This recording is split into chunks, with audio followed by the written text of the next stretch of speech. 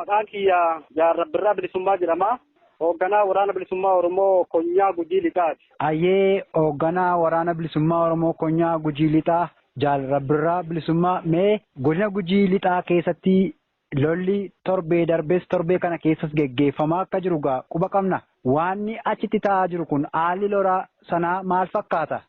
Sirriidha. Akkuma mootummaan amma biyya bulchaa jiru kunini humna waloo naannolee garaagaraa irraa ergifatee Oromiyaa keessatti duula adda addaa taasisaa ture. Akkuma sani bifuma wal fakkaatuun godina Gujii Lixaa kana keessatti diinni kallattii hedduudhaan humna guddoodhaan wal guuree godinaalee adda addaa irraa bobba'aa ture. Isa bobba'an keessatti ammoo lola baay'ee taasifamaa ture. Lola baay'ee kana keessatti injifannoowwan baay'een galmaa'ee jira.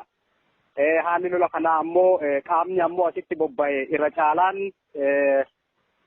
humna addaa naannoo Amaaraati. Duraan humna addaa naannoo Oromiyaa ilmaan Oromoo gowwoomsanii ergaa turanii amma ammoo as dhiyeenya kana guutumaa guututti hooggantoonni isaaniitii fi ijoolleen isaanii humna addaa naannoo Amaaraati. Raayyaa biyyaa kadhalootaan Oromoon ta'in keessatti lola baay'ee lolamaa ture. Lolli kun bakka hedduutti injifannoowwan adda addaa taasifamee jira. Meeshaaleen hedduullee irraa hiikamee jira. Bifuma kanaan ammoo rifattee amma booda deemtee jirti. Ayyee waraanni achitti bobba'aa jiru kun humna waloo kan naannolee garaagaraa akka ta'eef keessaa kan Amaaraa akka keessatti jiran kaasaa jirtu. Waan kanaaf ragaadha waan jettan waan qabattan nama ajjeefame keessa yookaan qabame keessaa waan ragaa ta'u jira. Akkamiin kanarra ga'uu dandeessan? Eeyyee kun qabatamaadha waan jirudha. Inni ragaan guddaa tokko kan nuti qabne kan ajjeesne irraa nuti hin jirru Shaambal Baalchaa jedhama. Maqaa isaa ammoo Aynaalam Makuriyaa Dasee jedhama. Godina Gojjam Bahaarraa duulee dhufee asitti ajjeefamee raadookoolii qaba. Ajajaa waraanaati. Lola keessatti ajjeesne meeshaa irraa hinne raadookooliillee irraa fuune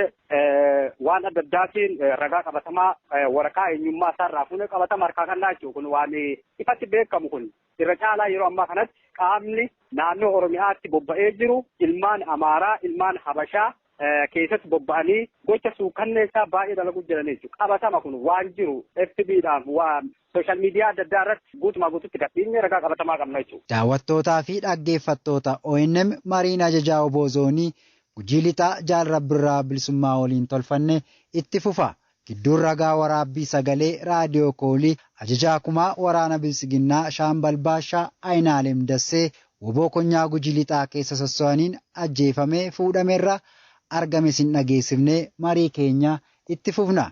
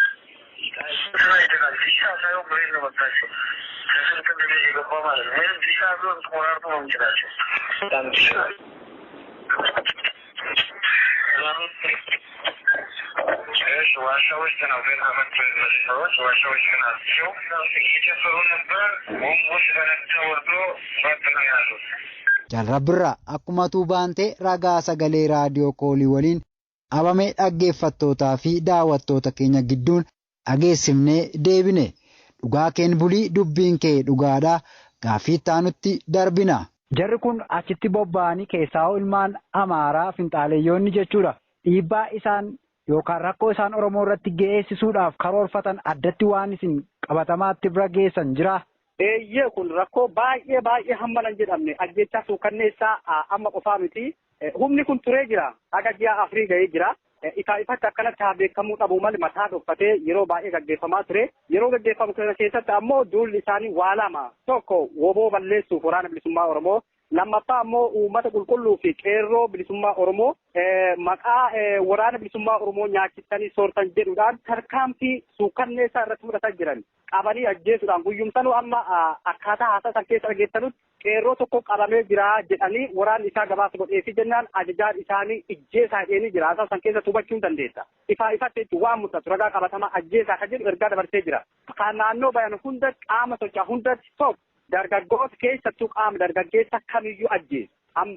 Loloota baay'ee keessatti nama 7 nama 10 nama baay'ee osoo ijjeenne lola kamiyyuu osoo hin ajjeefamne hafee hin beeku. Ammas manatti dhufan qabeenya uummataa horii ta'e meeshaa daldalaa ta'e kamiyyuu tokkollee ni hafu hin saamanii irraa fudhatan dubartootan gudeedan wanni isaan hin goone tokkollee hin jiru meeshaa mana keessaa waan dhibiidhiisii kan nama gaddisiisu keessaa qabeenya waan akka maallaqaa waan akka horii waan akka nyaataa mana keessaa guutumaa guututti eegasaamaniin duubatti meeshaa mana keessaa kan akka teessumaa kan akka siree irra bulanuu waan kamiyyuu tokkoyyuu kan bishaan itti dhuganuuf kan nyaata itti nyaatan hundumaayyuu kaaniin caccabsanii kaaniin gubanii kaaniin guuratanii waan sasalphaa ittiin deemmachuu danda'an hin guuranii dubartootarraa qubee abbaan mana fi bite harkarraa baafachuu mormarraa baafachuu wanni isaan hin goone hin jiru jechuun waan baay'eedha gochoota hamaa mana namaa hin guban qabeenya achirraa harkaan hin guban namoota ajjeesan kanaayyuu ajjeechaa suukanneessaa maali ajjeesanii meeshaa qaraatiin ajjeesan qabanii eega harka isaanii duubatti hidhan duuba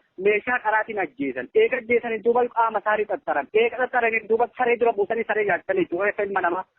Maatiin ammoo nama irraa du'ee sun boo'uu hin dandeessu awwaaluu hin dandeessu yoo isiin boot maaliif bootteedhanii sosodaachan namni tokko boo'uu hin danda'u awwaaluu hin danda'u yookaan sareetti nyaataa yookaan bineensatti nyaataa allaattitti nyaataa gochoota baay'ee suukanneessa akkana dalagan qaamni akkana dalagu kun ammoo keessatti ilmaan naftan nyaatu ilmaan naannoo Amaaraarraa dhufan Gondariif Goojjanii warra dhufetti gochoota akkanaa baay'inaan dalagaa jechuudha.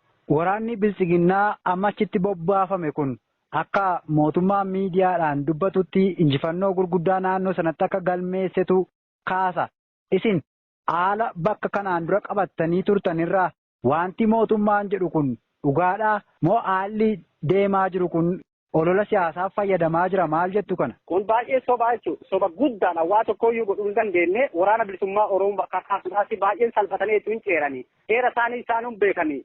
Wanni godhamuu qabu wagga duulli keessattuu humna woloo jedhanii naannolee adda addaa irraa bobbaasan keessatti injifannoon isaan galmeessanii jiru godina kana keessatti qabatama kan uummati beeku kan qaamni kamiyyuu beeku godina kana keessatti baadiyyaa guutumaa guututti dhuunfannee jira haga dhuunfanne waggaaf deemu jira guutumaa guututti amma harka keenya jira wanni isaan injifatan tokkollee hin jiru wanni qabatamaa tokkollee hin jiru olola sobaati hamilee uummata Oromoo cabsuuf deeggartoota keenya cabsuuf sabboontota keenya cabsuuf mararfattoota keenya cabsuuf gochoota gadi ba'anii olola godhan tokko kanaaf godhama.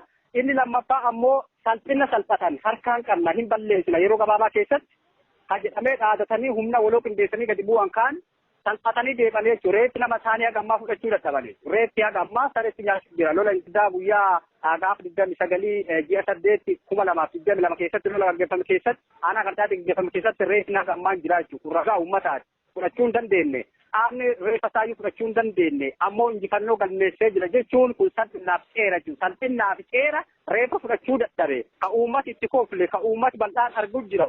Isa kana ammoo ofirraa dhoksuuf sobuudhaaf isa kana haguuguuf salphina kana ofirraa godhuuf olola gadi dhiisa malee wanni inni itti milkaa'e tokkollee hin jiru jechuudha. Ayee isin akka hoogganaa waraana bilisummaa Oromoo naannoo sanaatti tarii akkuma godinaalee biroo maqaa abbootii gadaa akkasumas immoo hooggantootuma waraanaa fi siyaasaa godinaaleetiin waraana bilisummaa Oromoo dhuunfaatti itti bilbilanii akka inni galu waan taasisantu jira. Gama biraatiin ammoo mootummaa omtii nama biyya bulchaan jira jedhu kun immoo karaa seeraatiin Tigraay waliin mari'achuudhaa fi haala akka mijeessaa jirutu dubbatama. Waraanni murna bilisiginnaa yookaan mootummaan bilisiginnaa amma aangoo irra jiru maaliif waraana bilisummaa Oromoo waliin taa'ee dhimmoota lolaa kana karaa nagaatiin fixuu dhiisee gara birootti deema jettu isin akka hooggansaatti maal baqata? Bareeda.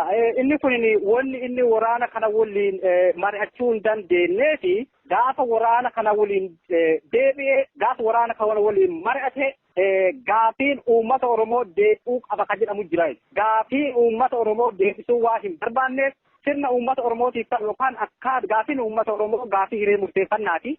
Gaafii hiree murteeffannaa kana ammoo keessummeessuu hin barbaadanii isaan guutumaa guututti. Oromiyaanis akka kophaa baatee bilisoomtuun barbaadanii mootummaa Tigraay yoo ta'e jibbaatanii biraa deeman jechuudha. Waan godhan dhabanii lolanii uummati Tigraay qindaa'ee tokkoome ofirraa fonqolchee uummata isaa waliin ofirraa waan fonqolcheef ofirraa waan dhoowwateef deemuu hin dandeenyeef dirqama akka inni lolarraa dhaabu kadhachuu jiran jechuudha. Keenni ammoo haga ammaatti wal lola jira. Kanaafuu xumurri hin godhamne akka warri Tigraay san xumurri waan hin godhamneef yoo deebi'e ammoo nu waliin mari'an sirni Amaaraa sirni Nafxanyaa ka isaan deebisanii asitti deebi'uu barbaadan ka isaan deebi'anii Oromiyaa qabachuu barbaadan ka isaan deebi'anii uummata Oromoo lafa Oromoo irraa buqqisanii deebisanii Amaaraa itti qubsiisuu barbaadan sirna duraan ture kan deebisuu barbaadan jechuudha. Yoo uummata Oromoo waliin mari'atan gaafii uummata Oromoo deebiseedhaan waraana bilisummaa Oromoo isa kana ammoo deebisuu diddaaf jecha waliin mari'achuu didaa wanni didduuf waan biraatii miti. Gaafii kana deebisuu hin danda'u. Gaafii uummata Oromoo deebisuu hin danda'u. Yoo gaafii uummata Oromoon deebisin ammoo waraanni bilisummaa Oromoo isaan waliin mari'achuu hin danda'u.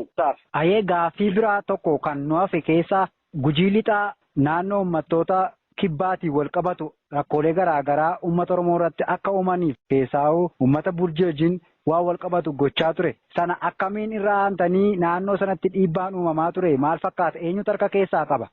Nuti akkuma beekamutti waraanni bilisummaa Oromoo akkuma sagantaa siyaasaa irra kaawwate qabsoon isaa qabsoo saba Oromoo qofa osoo hin taane qabsoo sabaaf sablammoota Oromiyaa keessa jiraniif ammallee saboota cunqurfamoo Itoophiyaa keessaa guutuuf qabsoo gaggeessaa jechuudha. Kanaafuu nutis saba kana akkuma wal lolchiisaa turan maaliif daangaa Oromiyaa irratti Oromiyaa akka nagaan horanne diina Oromiyaatti horuu biyyoota ollaa kan akka Amaaruu kan akka Burjii kan akka Gede'oo uummata Oromoo Gujii irratti bobbaasanii lolchiisaa turanii. Inni kun ammoo Oromiyaan akka nagaan horanne akka Oromiyaan hin bilisoomne akka Oromiyaan tokko hin taane akka Oromiyaan yaada adda addaatti bittanneessanii lola kallattii irratti banii saamicha lafaa gaggeessuuf yaalii akkanaa godhaa turanii. Isa kana ammoo uummata hubachiinnee jalatti deemnee gaafa nu jennu ammas deebi'ee mootummaa as dhiyoo keessatti gaafa fudhanne aanaa sirroo keessatti gaafa nuti uummata wal lolaa ture ka akkasitti dabaan mootummaa walitti naqaa ture.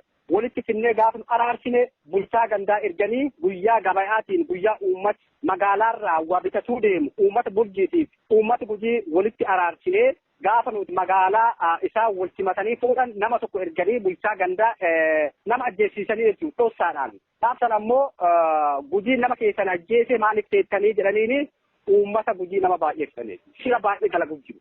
Inni kun ammoo akka Oromiyaan nagaan horanneef lola akkanaa godhanii jiran. Haa ta'u ammoo uummata walitti finnee mariisinnee mootummaan kun mootummaa sirrii akka hin ta'in akka inni walitti naqee fichisiisaa jiru akka inni dhiiga qulqulluu wal nyaachisaa jiru uummati Oromoo borullee uummata ollaa walii fi sabaaf sablammoota Oromiyaa keessa jirtu hundumaa nagaan akka jiraatuu fi karoora guddaa akka qabu dhaabni keenyaan akka qabu waraanni bilisummaa Oromoo akka qabu ibsinee fi amma ammoo sulleen soba akka ta'e hubatee qaamni jiru duudiin waliin haasa'u jira jechuudha. Mootummaa baay'ee balaaleffatu jira.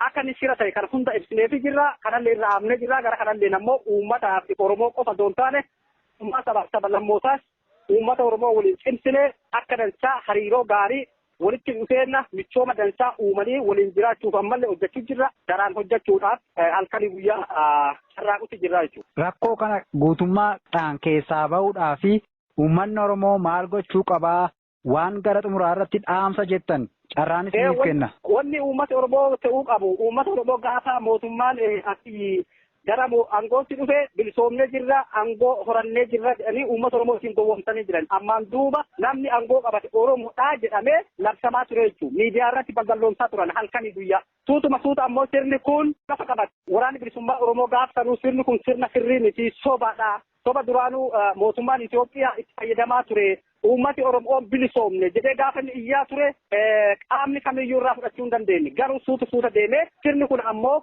sirna nafxanyaa deebisee lafa kanarratti gadi dhaabu sirna asiin ture sirna dadhabaa sirna boodatti hafaa fi ka uummata Oromoo barbadeesse ka uummata Oromoo dhabamsiise ka qabeenya saamsiseef aadaaf sirna isaa lafarra balleesse deebisee suuta dhaabuu isaa amma mirkanaa'eera. Kanaafuu akkuma beekamu ragaa qabatamaa amma akkuma hanqabsini ibsatti loltoonni yeroo ammaa Oromiyaa keessatti bobba'anii jiran kan nafxanyaati jechuudha. Hooggantoonni ajajoonni waraanaa kan lolchiisan abbaa salliirraa yookaan ajajaa kudhaniirraa kaasanii hadda gubbaatti kan jiran kan haga ammaan irratti duula jiran tokkoyyuu ajajoota warra nafxanyaa yookaan ilmaan dhalattaa Amaaraa qofa. Karraa arginu namoota harka kennatanii jira. Odeessa garaagaraa irraa fudhannaa ajjeesne irraa hiikuu jirra. Gaafa ajjeenu kana hundumaa waraqaa ragaa eenyummaa isaaniitti ragaa guutuu qabna. Isa kanaafuu uummanni Oromoo sirna kana ammoo sirna sobaa akka ta'e deebisee sirna nafxanyaa ijaaruu isaa hubatee beekee waan amma Oromiyaa keessatti ta'aa jiru kana guutumaa guututti mootummaan kun mootummaa Oromoof dhaabbate yookaan Oromoo gaafii Oromoo deebisuuf kan dhaabbate osoo hin taane mootummaa sirna moofaa asiin dura uummata Oromoo rakkisaa turee fi dhabamsiisaa ture Oromiyaa balleessaa ture Oromiyaa diigaa ture waan ta'eef isa kana tokkoomee waraana bilisummaa Oromoo jalatti hiriiree gaafii hiree murteeffannaa waraana bilisummaa Oromoo yookaan waraana isaa waliin akka mirkaneeffatuu fi waraana bilisummaa Oromoo akka jalatti hiriiruuf tokko dhaamsa dabarsan.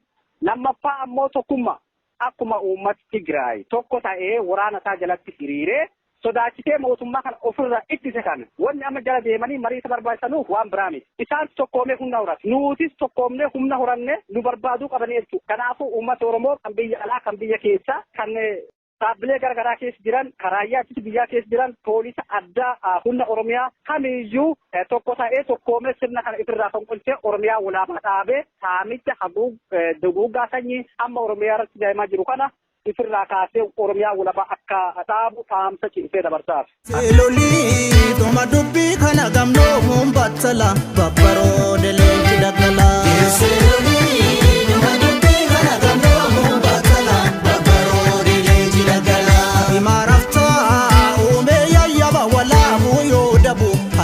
Falmataan argannabu aleeli falmataan argannabu kuni raajumaa baraan baraas baraanallees kittaa sirba himbaa irri biyyaan tolu jibba kuni raajumaa baraan baraas baraanallees kittaa sirba himbaa irri biyyaan tolu jibba baraas baraanallees kittaa sirba himbaa irri biyyaan tolu jibba baraas baraanallees kittaa sirba himbaa irri biyyaan tolu jibba baraas baraanallees kittaa sirba himbaa irri biyyaan tolu jibba si mareetoo hima didduun du'a diddiire ilaalachi mareetoo falfaltuun fala fiddiire asi mareetoo ofin kenniin bara badduutti ilaala si mareetoo jaarree sunsuma gidduutti goota anfaaroo gama jiga of dagataan biyya dhabaa tiikeeffataa dhiira wajaga hinamaniin bira qaba maalaan obsaa obsuun akka qaba bari jabanni kan jaba maalaan obsaa obsuun akka qaba.